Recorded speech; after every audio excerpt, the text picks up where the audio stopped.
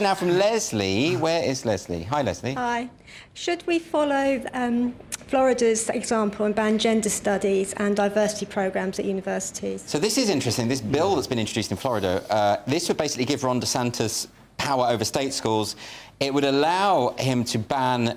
I should say it hasn't been implemented yet, but if it does go through, it would allow him to ban gender studies courses, critical race theory courses, and initiatives relating to diversity and inclusion.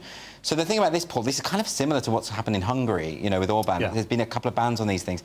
I mean, I do believe in academic freedom. I think people should be taught about these things. I think my issue is when you teach these very contested theories as though they were fact. And that's what's been happening, I think. Yeah, and I'd never come on a programme called Free Speech Nation and say we should ban anything of this nature. It would be ludicrous. They should be teaching it. It just shouldn't be mandatory. This is a vote winner for DeSantis. Oh, I see, yeah. For me, it is, anyway. He's saying the right things to the people of Florida. But he's got a point, though, hasn't it, that in schools, if you've got a teacher sort of telling kids that if they are white, they are complicit in white supremacy, whether they like it or not, that's not good, because that's a religious belief.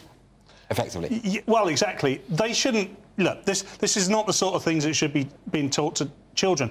I mean, what is it? What are we trying to do to kids if we haven't got sort of a drag artist dancing in front of them? We're telling them that they're bad because of the colour of their skin. I mean, this whole debate has gone out of control. I mean, we saw the other day there were the protests about the drag queen story hour, and all of the complaints I saw on Twitter were saying, oh, look, it's the far right. It's not the far right. It's people who are worried about safeguarding with kids. I mean, so this is a completely nonsense debate now. Well, it is a nonsense debate, and my worry is that we go too far over the other way. I don't think conservative speakers, I don't think people who have heterodox views of the world should be banned from speaking at universities or be deplatformed, which is what we've seen. But also, I don't think people on the other side of the political spectrum, this is a problem when you get into a fight. And what happens is people don't want equality, they want to win. And when you want to win, you then justify the weapons that have been used against you, against your enemy. Well, it does feel like the allure of censorship as a way to solve your problems or to shut your opponent up,